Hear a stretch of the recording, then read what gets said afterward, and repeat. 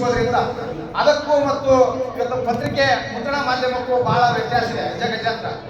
ಅಷ್ಟಾದ್ರೂ ಕೂಡ ನಮ್ಮ ಒಂದು ಮುದ್ರಣ ಮಾಧ್ಯಮ ಇವತ್ತು ಕಳೆಯನ್ನು ಕಳೆದುಕೊಂಡಿಲ್ಲ ಅನ್ನೋದಕ್ಕೆ ನಾನು ತಪ್ಪಾಗಲಾರದು. ಯಾಕಂದ್ರೆ ಇವತ್ತು ದಿನನಿತ್ಯದಲ್ಲಿ ಪ್ರತಿದಿನ ಪ್ರತಿ ಮುಂಜಾನೆ ನಾವು ಎದ್ದು ಚಹಾ ಕುಡಿಯುವಂತ ಸಂದರ್ಭದಾಗ ಬಿಸಿ ಬಿಸಿ ಸುದ್ದಿಯನ್ನ ಬಿಸಿ ಬಿಸಿ ವಿಚಾರಗಳನ್ನ ನಾವು ಓದಿಕೊಳ್ಳುವಂತ ಚಹಾ ಕುಡಿಯುವಂಥದ್ದು ಇವತ್ತು ನಮ್ಮ ಸಂಪ್ರದಾಯ, ಹೊಸ ವಿಚಾರಗಳನ್ನ ಹೊಸ ತಿಳ್ಕೊಳ್ಳೋದಕ್ಕೆ ನಾವು ಕಾತುರಾಗಿದ್ದೇವೆ. ಅಷ್ಟು ಮಹತ್ವವನ್ನು ಪಡೆದುಕೊಂಡಂತ ಮಾಧ್ಯಮ ಇವತ್ತು ಏನಾಗಿದೆ ಅಂದ್ರೆ ಯುರೋಪ್ ಖಂಡದಲ್ಲಿ ಮೊದಲು 1444 ಏನಾಗುತ್ತೆ ಅಂದ್ರೆ ಮುದ್ರಣ ಮಾಧ್ಯಮ ಪ್ರಾರಂಭವಾಗದ. ಯಾಕಂದ್ರೆ ಕ್ರೈಸ್ತ ಧರ್ಮದ ಒಂದು ಪ್ರಚಾರ ಮಾಡೋದಕ್ಕೋಸ್ಕರ, ಕ್ರೈಸ್ತ ಧರ್ಮದ ಒಂದು ಉದ್ದೇಶವನ್ನು ತಿಳಿಸೋದಕ್ಕೋಸ್ಕರ ಇವತ್ತು ಮುಟ್ಟುಕೊಂಡಂತ ಮಾಧ್ಯಮ ಇದು ಮುದ್ರಣ.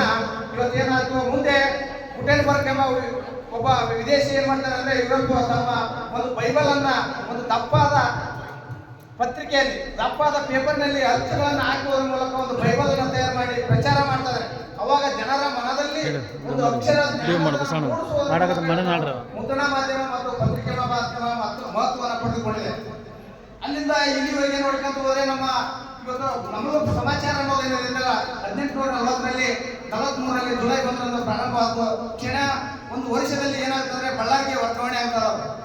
ಯಾಕಂದ್ರೆ ಬಳ್ಳಾರಿಯಲ್ಲಿ ಹಲವಾರು ಪತ್ರಿಕೆಗಳ ಒಂದು ಹೆಸರನ್ನ ಪಡೆದುಕೊಂಡು ಮತ್ತೆ ಮಂಗಳೂರಿಗೆ ವರ್ಗಾವಣೆ ಆಗಿ ಅಲ್ಲಿ ಕೂಡ ಜನ ಮನಗಳ ಒಂದು